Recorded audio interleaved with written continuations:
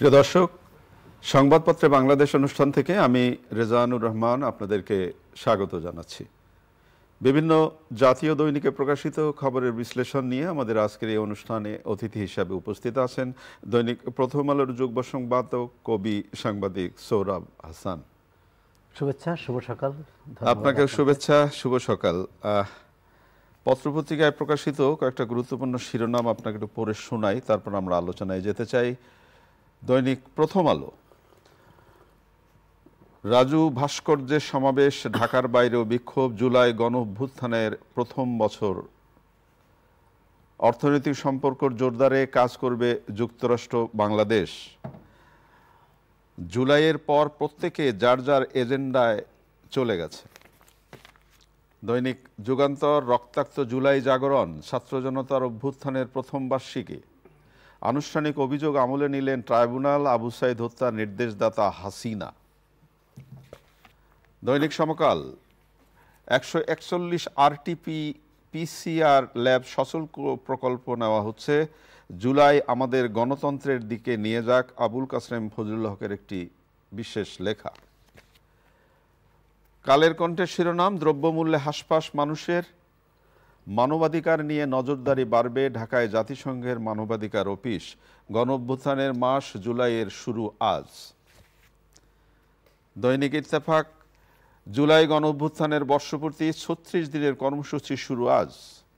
যুদ্ধবিরতি নিয়ে আলোচনার আগে গাজায় বড় হামলা ইসরায়েলের। বাংলাদেশ প্রতিদিন, সেই জুলাই শুরু আজ, সরকারের বিরুদ্ধে যে অভিযোগ তুললেন নাহিদ, সংকট জুলাই সনদ নিয়ে।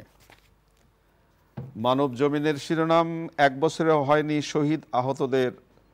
শহীদ ও আহতদের চূড়ান্ত তালিকা, অগ্নিঝরা জুলাই। দেশ রূপান্তর, বহুমুখী চাপে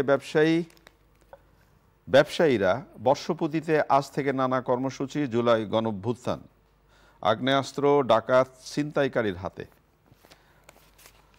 দৈনিক দিনকাল, জুলাই আগস্ট গণঅভ্যুত্থানের বর্ষপূর্তিতে মাসব্যাপী বিএনপির কর্মসূচি শুরু, পিআর পদ্ধতিতে নির্বাচন বাংলাদেশের রাজনৈতিক বাস্তবতা। কালবেলা শিরোনাম, ভিন্ন এক জুলাইয়ের শুরু, দুদকের জালে তানভীর সহ 36 প্রেস মালিক। খবরের কাগজ, জুলাই সনদ সংকটটা কোথায়, নতুন বাজেট বাস্তবায়ন শুরু, কঠিন পথ পাড়ি দিতে হবে অর্থ উপদেষ্টাকে। দৈনিক করতোয়া, আওয়ামী লীগের দুঃশাসন, পতনের সূচনার দিন আজ, জুলাই গণঅভ্যুত্থানের কর্মসূচিতে অভ্যুত্থানের বর্ষপূর্তিতে ব্যাপক কর্মসূচি। ফিরে এলো সেই রক্তাক্ত জুলাই, দৈনিক জনকণ্ঠের শিরোনাম। ইনকেলাবের শিরোনাম, টার্গেট নির্বাচন পেছানো, সচল এনবিআর কাজে যোগদান কর্মকর্তা কর্মচারীদের, জাতিসংঘ কার্যালয় স্থাপনের সিদ্ধান্ত সার্বভৌমত্বের জন্য হুমকি। মানে ভাবা যায় যে একটা বছর চলে গেল, জুলাই গণঅভ্যুত্থান, সেই দুনিয়া কাঁপানো অভ্যুত্থান, আজকে তার প্রথম দিন, জুলাইয়ের প্রথম দিন। এবং আবুল কাসেম ফজলুল হকের লেখাটি দিয়ে যদি শুরু করি আলোচনা, জুলাই আমাদের গণতন্ত্রের দিকে নিয়ে যাক প্রত্যাশা করেছেন।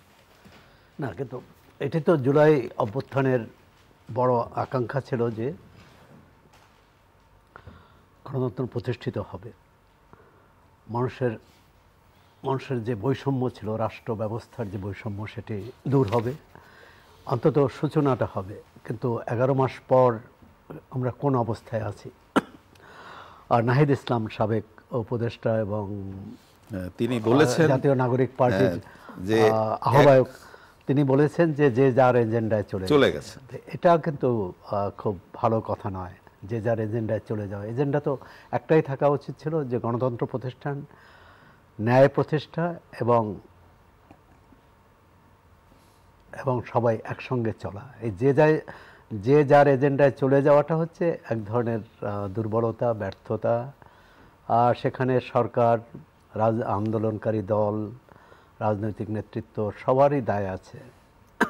মানে জনগণ যে আশা নিয়ে, যে আকাঙ্ক্ষা নিয়ে এই অভ্যুত্থানে যোগ দিয়েছিল, একটি পত্রিকা সম্ভবত মানব জমিনে আছে যে তালিকা এখনো হয়নি,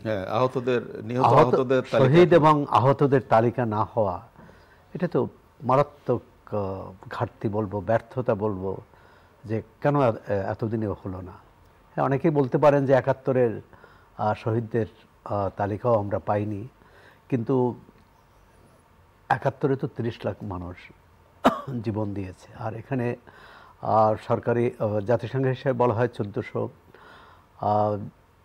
জাতীয় ছাত্র নেতৃত্বের পক্ষ থেকে ৮০০ কতজনের ৮৫০-র মতো তালিকা দেওয়া হয়েছে। বাকিদের যারা জীবন দিয়েছে তাদের নামটা পর্যন্ত পাবো না, বা তাদের, হ্যাঁ, এর মধ্যে অনেকে বেয়ারেস আছে, কারণ তাদের ঠিকানা নেই। কিন্তু ঠিকানা না হলেও মানুষ যারা মারা গেছে তাদের নাম ঠিকানা আছে এবং তাদের কবরস্থানও আছে। এই স্বজনদের খুঁজে যে হয়তো জীবিকার সন্ধানে এখানে আসছিল, এবং এই অভ্যুত্থানের সাধারণ মানুষের অংশগ্রহণটা ছিল বিপুল।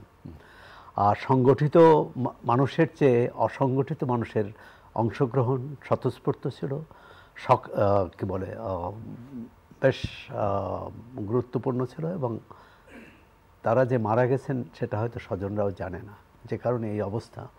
আমরা প্রথমত হচ্ছে জুলাই যারা অভ্যুত্থানের জীবন দিয়েছে তাদের প্রতি শ্রদ্ধা, কিন্তু এই পরিবারগুলো, তাদের আমরা কতজনকে স্মরণ করছি। আহতরা, আমরা কিছুদিন পর পর আমরা দেখি আহতরা আন্দোলন করছে, তারা ধর্মঘট করছে, এবং চক্ষু হাসপাতালে তো অচলাবস্থা ছিল দীর্ঘদিন। এক ধরনের সংবেদনশীলতা থাকা উচিত তাদের প্রতি, যে সরকার, জনগণ, আন্দোলনকারী, তার কোথায় যেন ঘাটতি আছে। অনেকেই ব্যক্তি গোষ্ঠীর স্বার্থে এটা ব্যবহার করার চেষ্টা করেছে। মামলা নিয়েও একই ব্যক্তি আহত হয়ে, একজন ছাত্র আহত হয়েছেন, তার ঢাকায় মামলা হয়েছে, আবার চট্টগ্রামে মামলা হয়েছে। নিহতদের ক্ষেত্রেও এই ঘটনা ঘটেছে। আমরা একটা স্বচ্ছ সুন্দর ব্যবস্থা চাই। তো সেই ব্যবস্থার জন্য যে আন্তরিকতা দরকার, যে নিষ্ঠা দরকার, যে সততা দরকার, সে কোথায় জানি ঘাটতি আছে। এর অর্থ না যে জুলাই অভ্যুত্থানের যে উদ্দেশ্যে আকাঙ্ক্ষা সেটি ব্যর্থ হয়ে গেছে, বা সেটি তার কোনো গুরুত্ব নেই। কিন্তু এটা নির্ভর করবে যারা সরকারে আছে এবং যারা আন্দোলনে ছিলেন তাদের ঐক্যবদ্ধ প্রয়াসের উপর।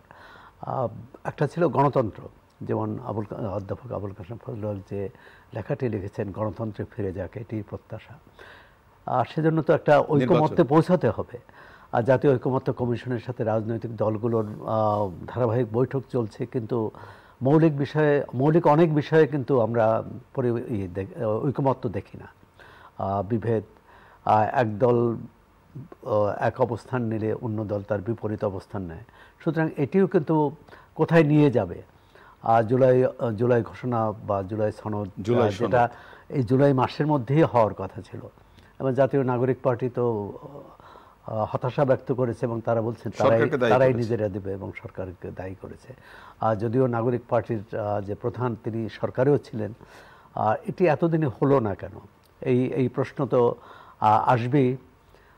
যেমন নতুন করে যে মোটামুটি প্রধান উপদেষ্টার লন্ডন বৈঠকের পর বিএনপি ভারপ্রাপ্ত চেয়ারম্যানের সাথে আমরা এক ধরনের ঐকমত্য, এক ধরনের জনগণ স্থির হয়েছিল যে ফেব্রুয়ারিতে নির্বাচন হবে। কিন্তু নতুন করে যে সমস্যা দেখা দিয়েছে, যে এখন রাজনৈতিক দলগুলো আবার আনুপাতিক হারে ভোটের কথা বলছে।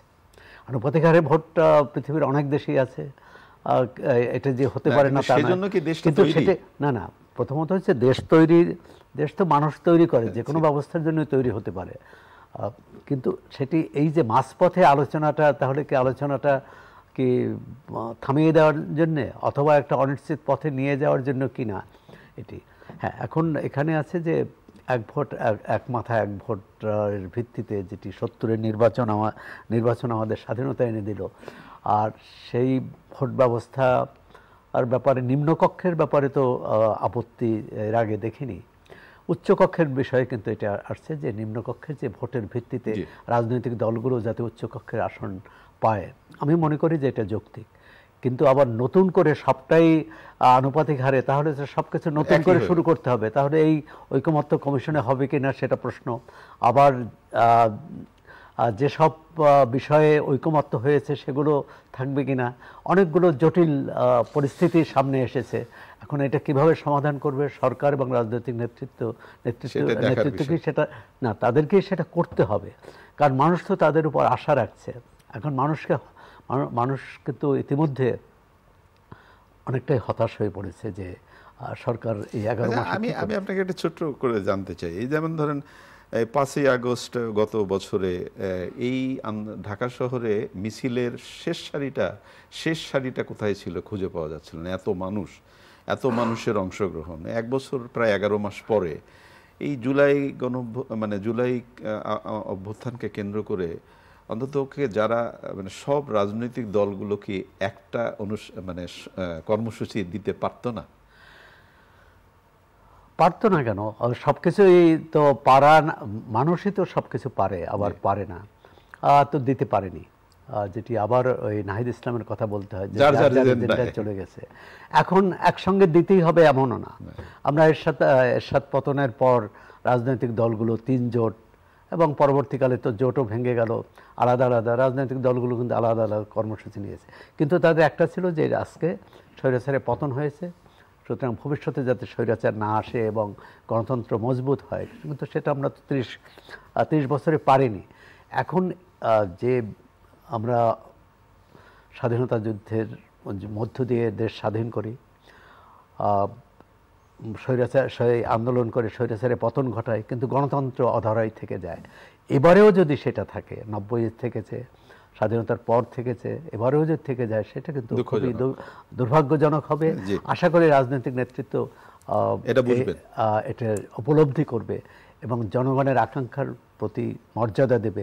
আর শুধু জনগণের আকাঙ্ক্ষা না, যারা জীবন দিয়েছে গণতন্ত্রের জন্য, জীবন দিয়েছে বৈষম্যের বিরুদ্ধে আন্দোলন করতে, যে তাদের প্রতি যদি আমাদের শ্রদ্ধা থাকে, তাদের আত্মত্যাগকে যদি আমরা আমরা সম্মান করি, তাহলে তাদের উচিত যে একটা মোটামুটি ঐকমত্যে আসা, যে আগামী নির্বাচনটি কিভাবে হবে এবং রাষ্ট্র ব্যবস্থা কিভাবে চলবে। আবু সাঈদ হত্যার নির্দেশদাতা হাসিনা আনুষ্ঠানিক অভিযোগ আমলে নিলেন ট্রাইব্যুনাল। না, এখন তিনি যেহেতু তখন নির্বাহী প্রধান ছিলেন এবং তার সরকারি বাহিনী আইনশৃঙ্খলা রক্ষাকারী বাহিনীর সদস্যদের গুলিতেই নিহত হয়েছে, সেক্ষেত্রে তো আদালতে এই অভিযোগ আনতেই পারে। এখন এটি আদালত নির্ধারণ করবে যে কে নির্দেশ দিয়েছে বা কি নির্দেশ কাকে দিয়েছে, এবং সেটি তো আদালতে আমরা আশা করি যে এটি যুক্তিতর্ক এবং তথ্য প্রমাণের ভিত্তিতে প্রমাণিত হবে কে দিয়েছেন। এখন আবার এখানে আরেকটি প্রশ্ন আছে যে সব হত্যায় যদি তৎকালীন সরকার প্রধান নির্দেশ দিয়ে থাকেন, তাহলে তো অন্যদের আর দায় থাকে না, তারা কি দায়মুক্ত থাকবেন? এবং একজন কনস্টেবলকে সরকার প্রধান নির্দেশ দিয়েছে, এটিও কতটা যুক্তিযুক্ত, এটি আদালতের বিষয় আশা করি। কিন্তু যেটা হচ্ছে আবু সাঈদ নিহত হয়েছেন, তাকে হত্যা করা হয়েছে, তার হত্যার বিচার, এবং সেই হত্যার পরই একই সঙ্গে ওই 36 জন বোধহয় সাবেক উপাচার্য সহ তাদের বিরুদ্ধে অভিযোগ আনা হয়েছে। আমরা দেখতে চাই যে সেই যারা অপরাধী তাদেরকে সবাইকে আদালত কি বলে, সবাইকে আইনের আওতায় আনা, এবং সেটি রাষ্ট্রের দায়িত্ব, এবং বিচার যতটা স্বচ্ছ এবং গ্রহণযোগ্য হয়, বিশ্বাসযোগ্য হয়, সেটি কাম্য। আপনি বিচারের কথা বললেন, গ্রহণযোগ্য বিচার এবং বিশ্বাসযোগ্য জায়গা। এই যে একজন নারী নিগৃহীত হলেন মুরাদনগর, সেই নারীর এখন যেটা শিরোনাম হয়েছে, সেই নারীর ডাক্তারি পরীক্ষা নাকি 5 দিনেও হয়নি। তার মানে এটা কি আলামত? না, শুধু ডাক্তারি পরীক্ষা নয়, বিষয়টা হলো যে এরকম একটা ঘটনা সভ্য সমাজে ঘটতে পারে, একজন নারীর উপর পাশবিক অত্যাচার। দ্বিতীয় হচ্ছে যে তারপরে সেই ভিডিও দেখানো হয়েছে, এবং এটি আমরা তো সংবাদ মাধ্যমে দেখলাম যে বড় ভাই প্রধান অপরাধী, ছোট ভাই আবার তার ভিডিও তুলেছে, কিরকম এবং দেখুন বিদেশে আমাদের ভাবমূর্তি কোথায় চলে গেছে, যে একজন সংখ্যালঘু নারী, তার উপর এই পাশবিক অত্যাচার, এবং আমাদের সমাজ কোথায় আছে। এখানে তো দেখলাম যে হ্যাঁ, ঢাকা বিশ্ববিদ্যালয়, রাজশাহী বিশ্ববিদ্যালয়, আরও বিশ্ববিদ্যালয়ে মিছিল হয়েছে, প্রতিবাদ হয়েছে, বিভিন্ন নাগরিক সমাজের পক্ষ থেকে, নাগরিক সংগঠন, মানবাধিকার সংগঠনগুলোর পক্ষ থেকে, কিন্তু একটা সামাজিক যে জাগরণ দরকার এই অন্যায়ের বিরুদ্ধে, ধর্ষণের বিরুদ্ধে, সেটি আমরা অনেক ক্ষেত্রেই দেখি না। এমনকি যেটি মাগুরার এই যে শিশু ধর্ষণের ঘটনা ঘটেছিল, আমাদেরকে এটা লাশহ হয়ে গেছে, আমরা ভুলে যাচ্ছি। আমাদের যতক্ষণ পর্যন্ত আমার নিজের উপর না পড়ে তখন যেন কেমন নির্বিকার থাকি। আমি মনে করি এটা অবশ্যই অপরাধীর, তাদের তো আইনের আওতায় আনতে হবে এবং বিচার প্রক্রিয়া চলছে, কিন্তু এখানে কোথায় ঘাটতে, প্রথম হচ্ছে তার ডাক্তারি পরীক্ষা করানো। এবং দেখুন, তিনি প্রকাশ্যে এসেছেন, মানে আমরা তো সাধারণত এইসব ক্ষেত্রে লুকিয়ে থাকে, বলে না এবং সংবাদ মাধ্যমও তার নাম ঠিকানা প্রচার করে না, কিন্তু সামাজিক যোগাযোগ মাধ্যমে যেভাবে তাকে তুলে ধরা হয়েছে, মানে সামাজিকভাবে কতটা মানে তাকে হেয় করা হচ্ছে, তাকে এক ধরনের অসম্মান করা হয়েছে। প্রথমত তার উপর শারীরিক অত্যাচার করে, এবং দ্বিতীয় যে অসম্মান করা হচ্ছে সামাজিকভাবে হেয় করে।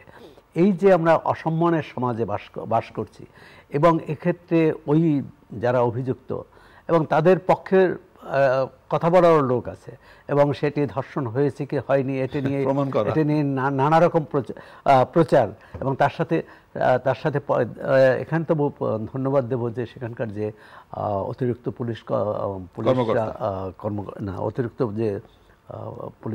অতিরিক্ত যে এসপি, তিনি বলেছেন যে তিনি ঘটনাস্থলে গিয়েছেন এবং তিনি বলছেন যে এখানে পরকীয়ার কোনো প্রমাণ পায়নি, বরং তিনি পাশবিক অত্যাচার হয়েছে, তাকে সেই নারীকে ধর্ষণ করা হয়েছে সেটার আলামত পাওয়া গেছে। এবং সেক্ষেত্রে তথ্য প্রমাণ, এটা কিন্তু যে কোনো বিচারের ক্ষেত্রে তথ্য প্রমাণ কিন্তু খুব গুরুত্বপূর্ণ, সাক্ষী গুরুত্বপূর্ণ। সেখানে সরকার মানে আইনশৃঙ্খলা রক্ষাকারী বাহিনী কতটা যোগ্যতা দক্ষতার সাথে কাজ করতে পারে তা সেটি একটি প্রমাণ। আর এই পরিবারটি এত দরিদ্র, এত গরিব, যে এবং ওই যে প্রধান অভিযুক্ত সে কিন্তু তাকে সুদে টাকা ধার দিয়েছে, এবং সুদের কিস্তি আদায়ের নাম করেই সেখানে গিয়েছিল। এবং যখন ওই পরিবারের তার বাবা মা একটি ধর্মীয় অনুষ্ঠানে গিয়েছিলেন তখনই এই সুযোগ নিয়েছে। তো এই দুর্বৃত্ত যে মানে তাকে সামাজিকভাবে বয়কট করা উচিত, এবং তার পরিবারের উচিত যে সন্তানকে মানে এই ধরনের যে অপরাধী থেকে আইনের যাতে ন্যায় বিচার পায় সে ব্যাপারে সহায়তা করা। একেবারে শেষের দিকে আমরা আইন সব জায়গায় সমান হওয়া উচিত এবং সেটা আমরা আশা করি। মাননীয় উপদেষ্টা আসিফ মাহমুদের ব্যাপারে যে বিমানবন্দরে যে ঘটনাটা ঘটলো এবং আমাদের স্বরাষ্ট্র উপদেষ্টা যে বক্তব্যটা দিলেন যে এটা একটা ভুল ছিল, আচ্ছা একটা ভুল হতেই পারে, ভুল ছিল। আবার পত্রিকায় এসছে যে এই লাইসেন্সটা উনি কিভাবে পেয়েছেন উনি সেটা জানেন না, আচ্ছা উনি নাও জানতে পারেন, ঠিক আছে, কিন্তু এই ভুলটা যদি মাননীয় উপদেষ্টার না হয়ে একজন সাধারণ মানুষ বা অন্য কারো হতো তখন আপনি কি করতেন? আমাদের যারা সরকারে থাকেন, সে নির্বাচিত হোক অনির্বাচিত হোক, মানে তারা তাদের বিবেক বোধহয় কোথাও বন্ধ করে আসেন। হ্যাঁ, কারণ এখানে মানে হাতে নাতে ধরা পড়েছে।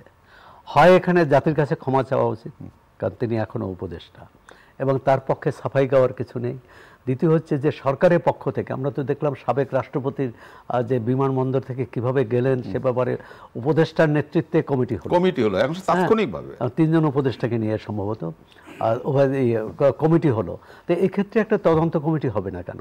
এক্ষেত্রে এটি আমি তো মনে করি যে এটি সরকারের তার দায় মুক্তির জন্যই এটা করা উচিত।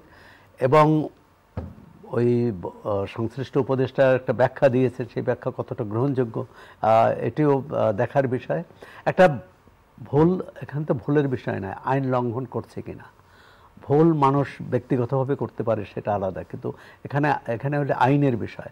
কারণ এখানে আপনি যেটা বললেন একজন সাধারণ নাগরিক হলে কি হতো, তাকে জেলে যেতে হতো। এখন উপদেষ্টা হলে জেলে যাবেন না। তো এই ধারা তো আমরা দেখেছি আওয়ামী লীগের তাদের বৈষম্য রয়েই গেল। আমরা এই বৈষম্য থেকে মুক্তি চাই এবং ন্যায় বিচার চাই। পদ নির্বিশেষে, সে পদে থাকুক বা না থাকুক, আইন সবার জন্য সমান হবে, এটাই আমাদের কাম্য। অনেক ধন্যবাদ আপনাকে। প্রিয় দর্শক, আমরা শেষে যে আলোচনাটি করলাম, আইন সবার জন্য সমান, এটি কাম্য আমাদের। ভালো থাকবেন। আগামীকাল নিশ্চয়ই এই সময় আবার কথা হবে। খোদা হাফেজ।